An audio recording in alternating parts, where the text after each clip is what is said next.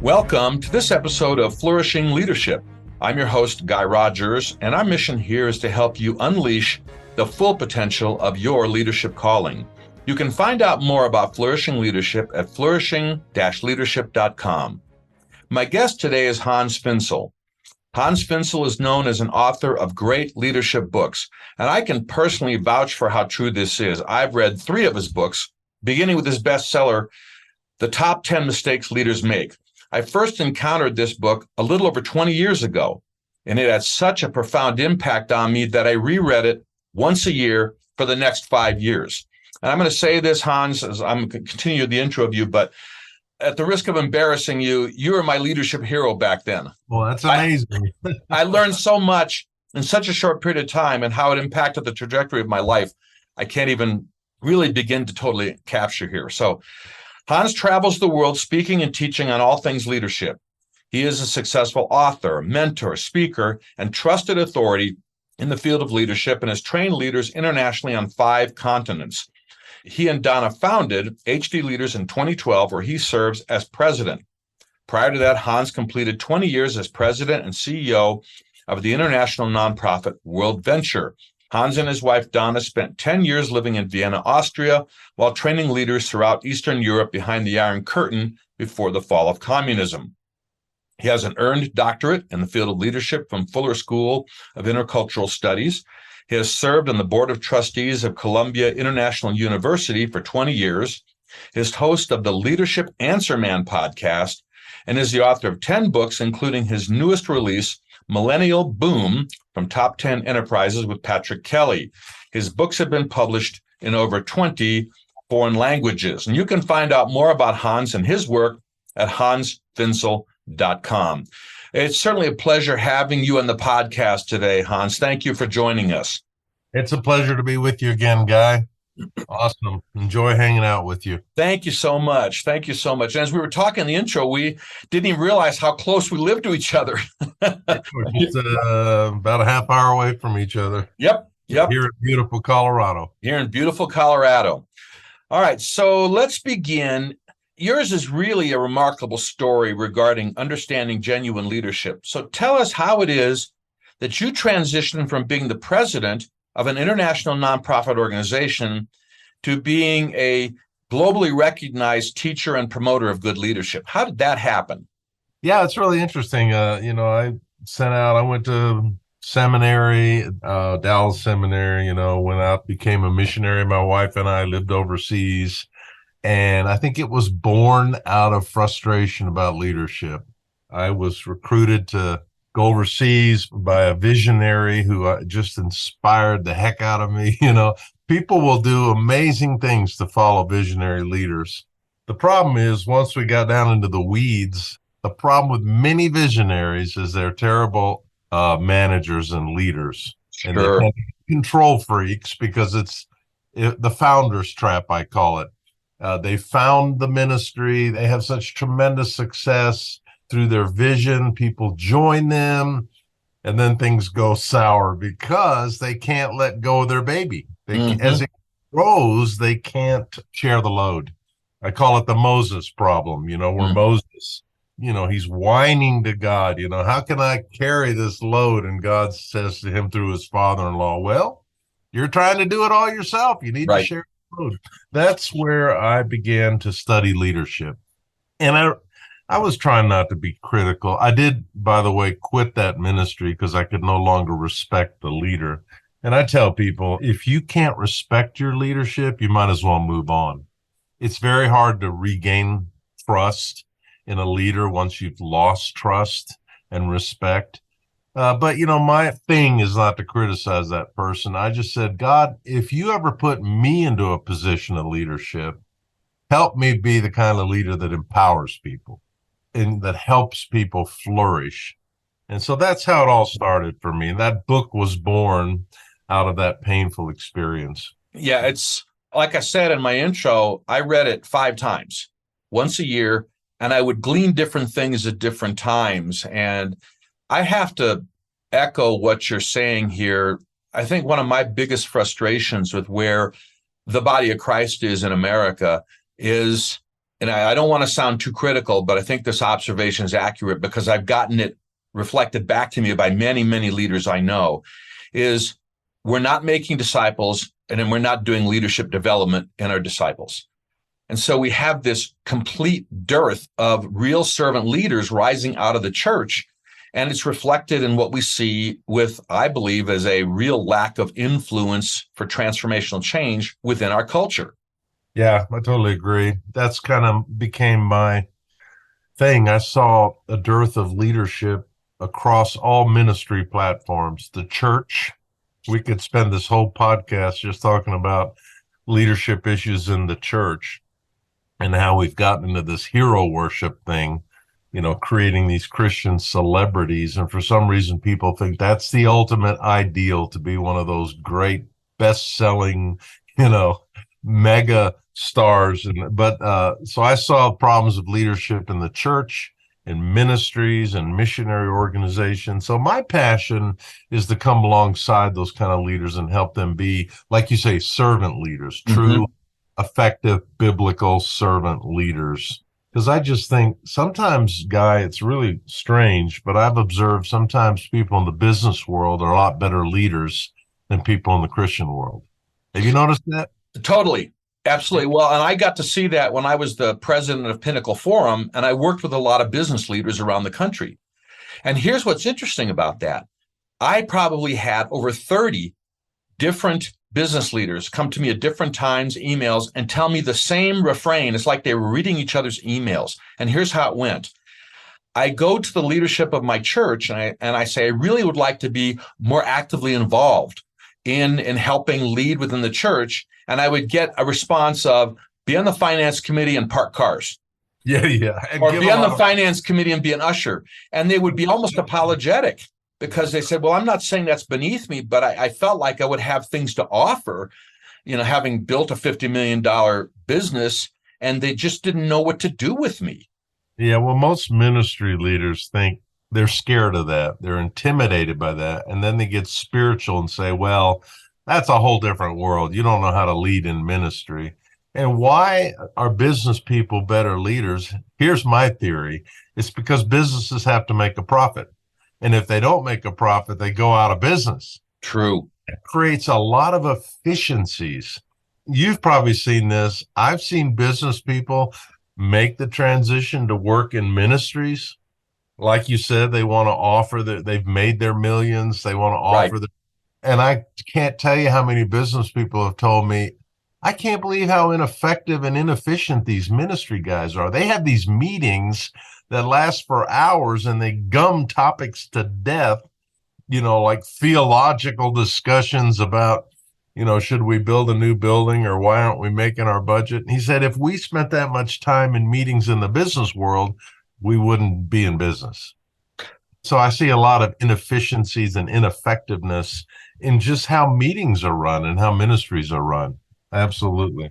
Yeah. And again, for our listeners, I think Hans and our approach to this is not that we want to be critical, but we have seen things over the course of many years, and it's our passion, I know he shares it, is how can we turn this around? How can we see changes happen so that, in fact, church ministries and typical organizations can really fulfill their call to do what God has called them to do? That's really what we'd like to see. Yeah, that's why I created my top 10 mistakes list, because I thought, what are the most important pitfalls that I need to avoid? And then I did become a CEO. As you know, I ran World Venture for 20 years, a big international nonprofit. And that's where I began to test the mettle of my theories. And that's how my list was born. And I think after all these years, people ask me, Hans, would you change this list of the top 10 mistakes leaders make if you had to do it over again? I would say absolutely not. It's still just as valid as ever. And sometimes it's kind of like blind spots. Mm-hmm. Be 80% effective or 90%, but you can have these leadership blind spots that can neutralize your effectiveness. Yeah, and so I want to drill down to that a little bit because, as I said in the intro, that book was absolutely life-changing for me. When you think about those top 10 mistakes, what would you say, if you could rank them in priority, would be like the two most devastating of those 10 mistakes that leaders can fall into? That's pretty easy. Number one is dirty delegation. And the other one is, dirty delegation and the lack of dictatorship and decision making. They kind of relate to each other, and it's about micromanagement. But the idea of dictatorship and decision making is the boss is going to make all the decisions. I'm the boss. I'm the smartest person in the room. I'm going to make all the decisions, and you're going to follow my commands. And so the worker bees feel no ownership. There's not a shared decision-making process. And so I think that's the biggest mistake. It's that my number one mistake in the book is called the top-down attitude. It's the opposite of servant leadership is the top-down attitude. Again, I'm the king of the mountain. I'm on top. I made this company, or I founded this ministry, or this is my church. And so I'm the king, and you do what I say. That's the top-down attitude. And it's a narcissistic attitude, Guy, where it's all about me. It's not about we. And I say, if you want to become a servant leader, you need to make the conversion from me to we. Really important. And, it's so easy to dispute that with just a handful of passages from the New Testament, where, like Jesus said, I did not come to be served, but to serve and give my life a ransom for many. I mean, it's kind of like, this is the man we say we follow as the Son of God, and he spelled it out right there. And yet it gets lost oftentimes in exactly what you're talking about. Tim Irwin wrote a book called Derailed. And in that book, he does a profile of 5 top leaders in the business world who crashed and burned.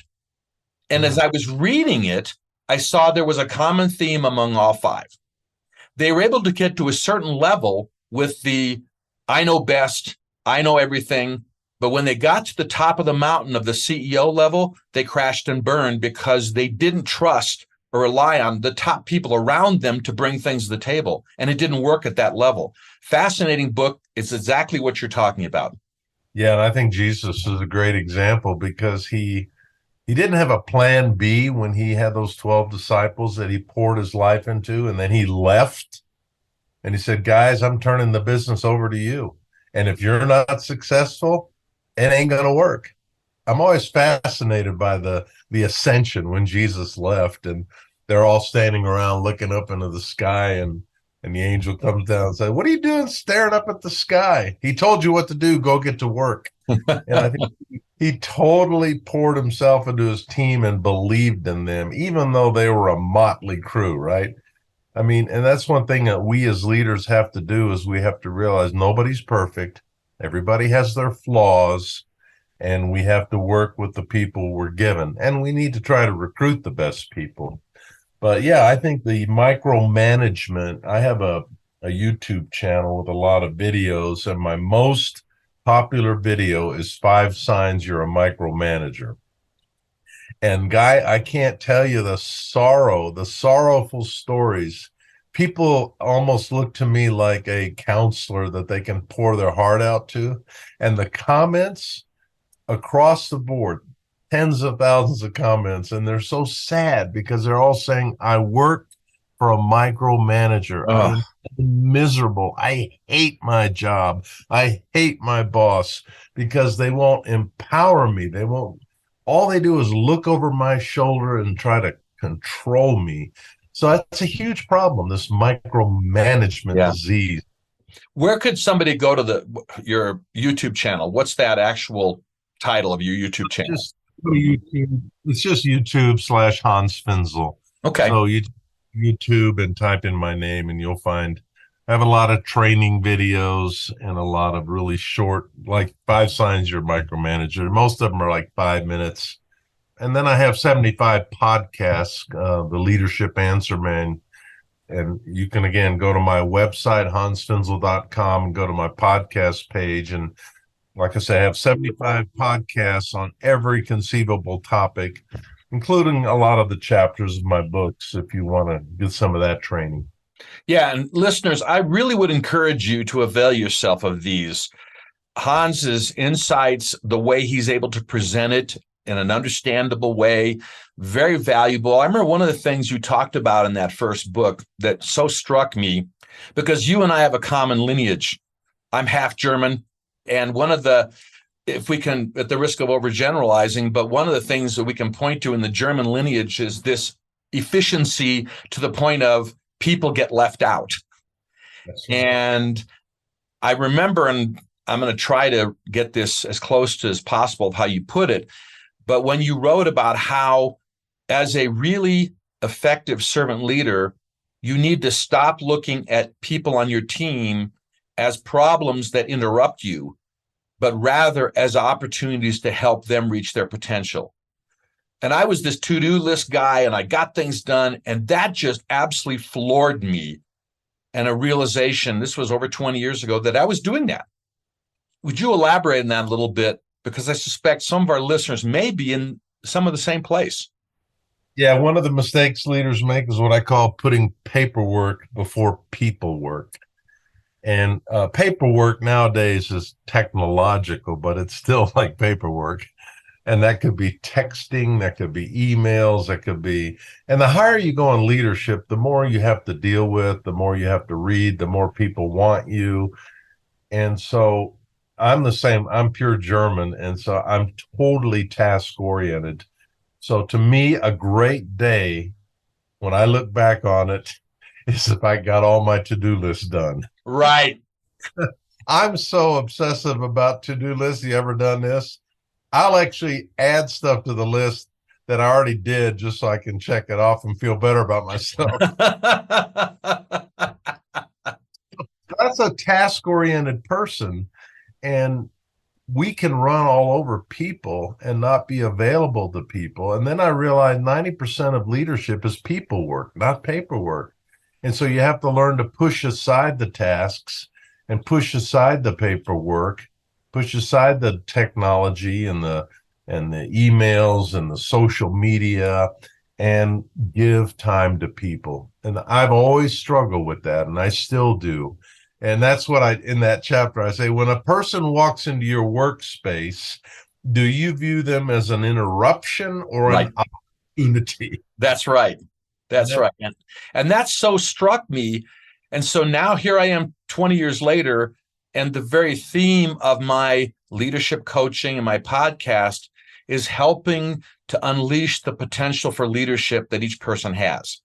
It was a total paradigm shift for me. Absolute, totally paradigm shift. Not that I'm not, I have to deal with the same thing you're talking about, that impulse to just get the task done, performance driven. But here's what I've discovered. And listeners, maybe you're in the same place.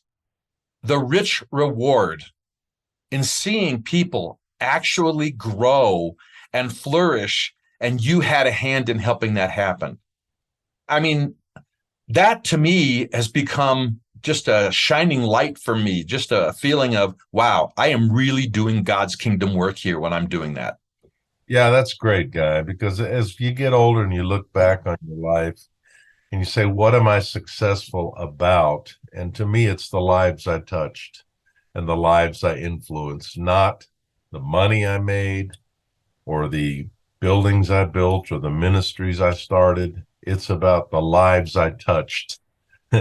And yeah, so that's really important that we focus on touching people's lives. And as leaders, we need to be available to our people. Now, I'm not saying, again, servant leadership is not slave leadership. And in one of my newest books, The Top 10 Ways to Be a Great Leader, I talk about the difference between slave leadership and servant leadership. A servant leader is not somebody who lets everybody walk all over them and totally set your agenda, to where I'm like, all I can do all day long is respond to everybody. Well, at the end of the day, you're not going to be a good leader if that's all you do. And so there is time management and there is structure involved in planning, where you have times of your day where you're not accessible because you do have to get tasks done. But it really is important that when you are around, that you're available to your people. I remember when I was at Pinnacle Forum, I made it clear to my staff, when I come in the morning, unless it's urgent or an emergency, I need about an hour to 2 hours. I Right. just marked that off and said, now, if it's something urgent, something important, obviously, but if not, give me that space to get my day in perspective so I can be moving forward in a more successful way in the day. And they respected that. And it worked really well because I made clear, here's what I needed. And then after that, I'm going to be more available than I would be in that first part of the morning. But I needed that time to get my day in order. Otherwise, I would feel like the day would just fly away from me. And then I would struggle with the very thing you're talking about, how to balance that, serving the needs of those on my team versus the structure and moving forward with, of course, the objectives and goals of the organization. It's a balancing act. It is, but you did something very important is that you communicated your work style to your team. And sometimes leaders fail to do that. And then the followers get frustrated because all he ever does is hide in his office, and he's not available or she's not available to us. So you did the right thing by saying, look, here's my work style. I need my first 2 hours. And I agree completely. And my practice was almost to find a different place to hide away when I needed to do my private time, because I do believe in an open door policy. Mm-hmm. If you need me, I am available, but you have to also have that protected time. Right, exactly. And I was dealing with, I don't know, 150 to 200 emails a day on top of that. And I always wanted to get back to emails within 24 hours, to prioritize them. But I wanted to let people know I was hearing you, I was responding. Well, as you know, that takes time to do that. Let me touch on dirty delegation just for a minute, Guy, because Please. there's nothing that frustrates workers more than being under a leader that doesn't know how to delegate. And here's the 4 questions every follower asks. This is probably one of the most important lessons I ever give people. If you're a leader and you have followers, what do they need from you? The 4 questions every follower asks. What am I supposed to do? That's clear instructions on what is your job? What is your task? Number 2, will you let me do it? Mm. In other words, are you going to allow me some ownership, or are you going to look over my shoulder every minute? I need some freedom so that I can have some ownership of what we're doing. So if we're successful, I share in the success. If we fail, I'll share in the failure. So what am I supposed to do? Will you let me do it? Will you help me when I need it? And that's the availability piece that's really important. I tend to give people too much freedom. You ever run into that problem? Sure. Where like I treated my staff like a Energizer bunny. Plug in the battery, let them go. I had a guy once who worked for me who was one of my senior guys. We brought in a new person to work. And the new CFO asked my top executive, what's it like to work for Hans? He says, the great thing about working for Hans is he gives you so much freedom. And they said, well, what's the bad news? He said, well, the good thing about working for Hans, he gives you so much freedom. I saw that coming. I had to learn not to treat my people like Energizer bunnies, but to be available when they needed me. And then the 4th thing is, will you tell me how I'm doing? Mm. That is, I think Patrick Lencioni has written a whole book on that thing about feedback and how much people desperately need to know how they're doing. So that's the key to great delegation. Tell people what they need to do, clear job description, give them the freedom to do it, some ownership, be available if they need you, and give them feedback. How did I do? I have one of my sons works for a guy, and he says, I'm always going to my boss and saying, well, how am I doing? And you know what? Always a 1-word answer. Great. That's not enough. So I took that from your chapter, and in an organization I was executive director of, and not a Christian organization, for about 6.5 years. And I developed what I called an ethos statement of principles for the organization, for the team. And one of those was that we encourage decision-making at the front line of where the decisions need to be made, which went all the way down to the person who handled the mail and responded to people. And what I saw, Hans, was people grew. Mm-hmm. They actually welcomed it. And they knew also that if they needed help, they could come and get help. And the other thing I did was your feedback part. And I had to literally create for myself, and this may sound silly to listeners, but it worked for me. I created a spreadsheet for myself to track every time I was giving affirmation feedback to my people, because I wasn't really very good at it. And I recognized that. And so I had to do this to actually be able to get feedback for myself. How am I doing here? Am I really giving the people on my team the feedback they need? And I would put a quick note in the date and do it. And I discovered at the end of 6 months that I didn't need the spreadsheet anymore, because I'd actually developed an entirely different pattern of interacting with the people on my team. So mine is a life story example of applying what you talked about in that book. I didn't just read it. I can put this into practice. And this is how. That's awesome. That is another one of the top 10 mistakes, is the absence of affirmation. And you just touched on it. People just need affirmation. They need a pat on the back. Most people, when you think about it, I've learned a lot of people that work for me and work in my organization, they could have really sad stories at home. They could have grown up with a very sad story. My building manager had a father who just was a tough father who never affirmed him. And this guy was so insecure because of the home he grew up in. Mm-hmm. He's one of the guys that I call desperados. He was desperate for encouragement. And if I didn't encourage him every few weeks, he'd come to me and say, Hans, did I do something wrong? I said, no, you didn't do anything. But we have to learn that not everybody that works for you is the same. Some Right. people are autopilots. They need very little encouragement. Others are desperados. They need a lot of encouragement. Mm-hmm. Absolutely. So as we bring this to a close, I have one final question. And I've asked this in similar ways in other episodes of this because of the reality of the cultural milieu that we're in. If you're a business leader or you're in education, you're out in the marketplace, you know what I'm talking about. We can call it wokeism, we can call it whatever we want to, but it is real. And there is a growing animus and hostility towards Christianity in the marketplace in these different spheres. So to a Christian leader who is there, okay, in that space, what is the one thing you would say to those people as to how they can still be effective and influential as a leader in a space that can very well be hostile to Christianity? Probably would say be genuine. Be genuine. I think a lot of people are hostile against Christians because they're not genuine. They talk one talk, but they walk another walk.